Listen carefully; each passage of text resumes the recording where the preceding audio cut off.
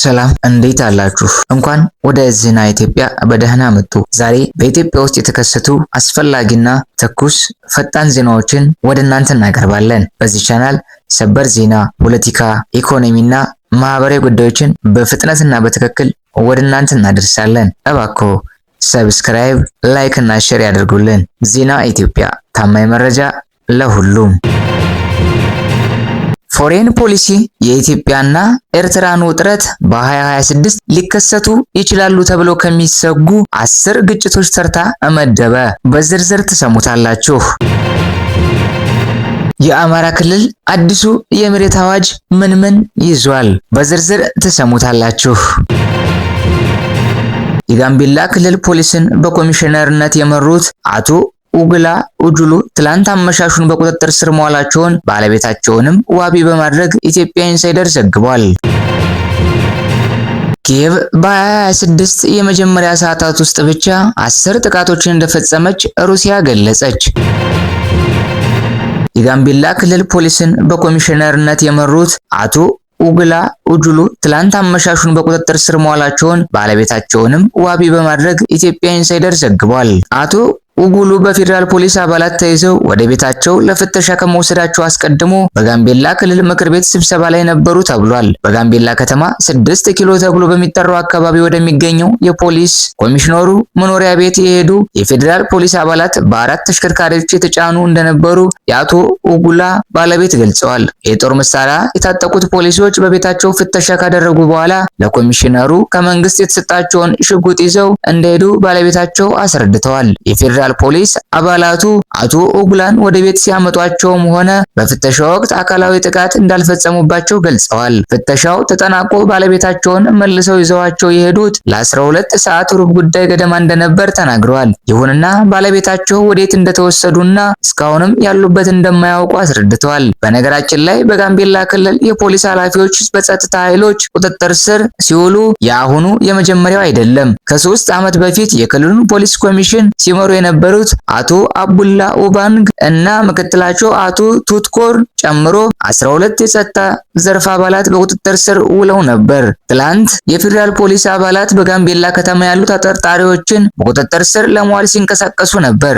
በዚህም ወቅት የተኩስ ድምጽ ይሰማ እንደነበር ነዋሪዎች ገልጸዋል። ትላንት ከእኩለ ቀን በኋላ በፌዴራል ፖሊስ ተሽከርካሪዎች ሰዎች ታስረው ሲወሰዱ መመልከታቸውን የገለጹ አንድ ነዋሪ ከታሰሩ ሰዎች ውስጥ በክልሉ ባሉ የመንግስት ተቋማት ውስጥ የሚሰሩና የጸጥታ ኃይሎች እንደሚገኙበት አስረድተዋል። አሁን ላይ በክልሉ መረጋጋትና አንጻራዊ ሰላም የሰፈነ መሆኑን የክልሉ ፕሬዝዳንት ወይዘሮ አለሚቱ ኡሞድ ተናግረዋል። ተፈናቃዮችም ወደ ቀያቸው እየተመለሱ እንደሆነ ገልጸዋል። በአሁኑ ወቅት ጋምቤላ ከተማን ጨምሮ ሙሉ የክልሉን ሰላም እያስጠበቁ የሚገኙት የመከላከያ ሰራዊትና የፌዴራል ፖሊስ አባላት ናቸው። በሰሞነኛው የጸጥታ ችግር ስራ ያቆሙ የመንግስት ሰራተኞችም ወደ ስራቸው በአስቸኳይ እንዲመለሱ ማሳሰቢያ እንደተሰጠም ቢቢሲ አማርኛ ዘግቧል። ይህ መረጃ በዋነኝነት ባለቤትነቱ ኢትዮጵያ ኢንሳይደር ድረገጽ ነው።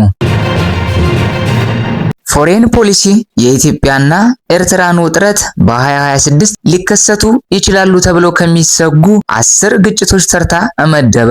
ፎሬን ፖሊሲ መጽሔት በኢትዮጵያና በኤርትራ መካከል እየበረታ የመጣውን ዲፕሎማሲያዊና ወታደራዊ ውጥረት በጎርጎሮሳውያኑ 2026 ሊፈጠሩ ይችላሉ ተብለው ከሚሰጉና ትኩረት ሊሰጣቸው ከሚገቡ 10 ግጭቶች መካከል ነው ሲል አሳሰበ። በሁለቱ ጎረቤት ሀገራት መካከል ሊቀሰቀስ የሚችለው ግጭት መላውን የአፍሪካ ቀንድ ወደ መጠነ ሰፊ ጦርነት ሊዘፍቅ እንደሚችል አመልክቷል። መጽሔቱ በዘገባው ባለፉት ወራት በአዲስ አበባና አስመራ መካከል የሚሰነዘሩ የቃላት ጦርነቶችና ክሶች የጦርነት ስጋትን ከፍ አድርገውታል ያለ ሲሆን ስጋቱ እየጨመረ የመጣው ዓለም አቀፉ የማህበረሰብ ትኩረቱን በሌሎች ቀውሶች በተለይም በሱዳን ጦርነት ላይ ባደረገበት ወቅት መሆኑን ገልጿል። ጠቅላይ ሚኒስትር ዶክተር አብይ አህመድ ኤርትራ በኢትዮጵያ ውስጥ የሚንቀሳቀሱ ጸረ መንግስት ታጣቂዎችን ታሰለጥናለች፣ ትጥቅም ታቀብላለች በማለት ሲከሱ፣ የኤርትራ ባለስልጣናት ደግሞ ኢትዮጵያን እንደ ጠብጫሪ እንደሚፈርጇት ዘገባው አትቷል። በተጨማሪም ጠቅላይ ሚኒስትር ኢትዮጵያ የባህር በር ለማግኘት ያላትን ፍላጎት በይፋ መግለጻቸው ኤርትራ ነፃነቷን ከማግኘቷ በፊት ኢትዮጵያ ስትጠቀምባቸው በነበሩት ወደቦች ላይ ጥቃት ሊሰነዘር ይችላል የሚል ስጋት እንዲያድርባት ማድረጉ በዘገባው ተጠቅሷል። ፎሬን ፖሊሲ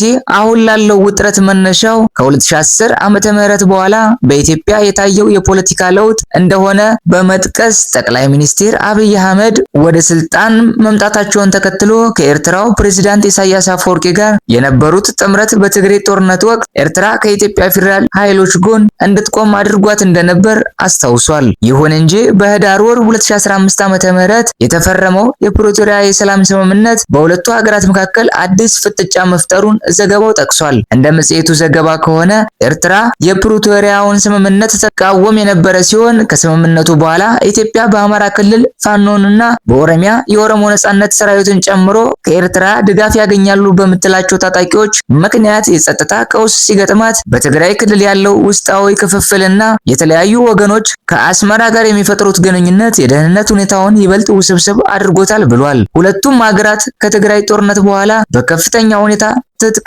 እያከማቹ መሆናቸውን ያመለከተው ዘገባው አዲስ ጦርነት ቢቀሰቀስ የሱዳን ኃይሎችን የአካባቢ ታጣቂዎችና ቀጠናዊ ተዋናያንን በመሳብ ጉዳዩን ወደ ሰፊ ቀጠናዊ ቀውስ ሊቀይረው እንደሚችል ተንታኞች አስጠንቅቀዋል። ፎረን ፖሊሲ ዲፕሎማሲያዊ ንግግሮች በአስቸኳይ እንዲጀመሩ ያሳሰበ ሲሆን ኬንያ፣ ናይጄሪያ፣ ደቡብ አፍሪካ፣ አሜሪካ፣ ቻይና፣ አውሮፓ ህብረት፣ የባህረ ሰላጤው ሀገራት፣ ቱርክና የተባበሩት መንግስታት ድርጅት በአዲስ አበባና አስመራ መካከል ያለውን ውጥረት ለማርገብ በንቃት እንዲሳተፉ ጥሪ አቅርበዋል። መጽሔቱ በዘገባው አያይዞም አዲስ ጦርነት ቢቀሰቀስ ከትግራይና ከሱዳን ጦርነት ገና ላላገገመው ቀጠና እጅግ አውዳሚ እንደሚሆን አስጠንቅቋል።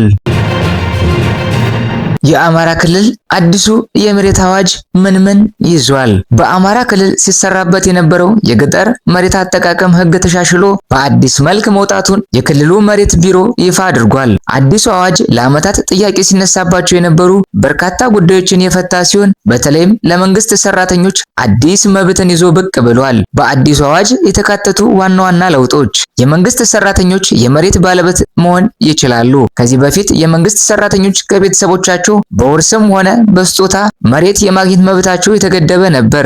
አዲሱ አዋጅ ግን ማንኛውም የመንግስት ሰራተኛ ከቤተሰቡ በውርስ ወይም በስጦታ መሬት ማግኘት እንዲችል በግልጽ ፈቅዷል። መሬትን ለብድር ዋስትና ማስያዝ፣ የአርሶ አደሩን የፋይናንስ ችግር ለመቅረፍ የገጠር መሬት የይዞታን ለባንክና ለብድር ተቋማት በዋስትና ወይም ኮላተራል በማስያዝ ብድር ማግኘት የሚቻልበት አሰራር ተዘርግቷል። ንብረትን የመሸጥና የማስተላለፍ መብት፣ አርሶ አደሮች በይዞታቸው ላይ የለማን ማንኛውም የማይንቀሳቀስ ንብረት የመሸጥና ለፈለጉት አካል የማስተላለፍ ሙሉ መብት ተሰጥቷቸዋል። የዲጂታል አሰራር እና የግጭት አፈታት፣ የመሬት አገልግሎት አሰጣጡ ዘመናዊና ዲጂታላይዝ እንዲሆን ተደርጓል። የመሬት ክርክሮችን በባህላዊ የሽምግልና ስርዓት መፍታት እንዲቻል እውቅና ተሰጥቷል። ለተጋላጭ ክፍሎች ልዩ ጥበቃ፣ ሴቶች፣ ህፃናት፣ አረጋውያንና በሕግ ጥላ ስር ያሉ ዜጎች በመሬት ይዞታቸው ላይ ያላቸው መብት በልዩ ሁኔታ እንዲጠበቅ ተደርጓል። ይህ አዋጅ የመሬት ባለቤትነት መብትን በማስፋት የክልሉን ኢኮኖሚያዊ እንቅስቃሴ ያነቃቃል ተብሎ ይጠበቃል።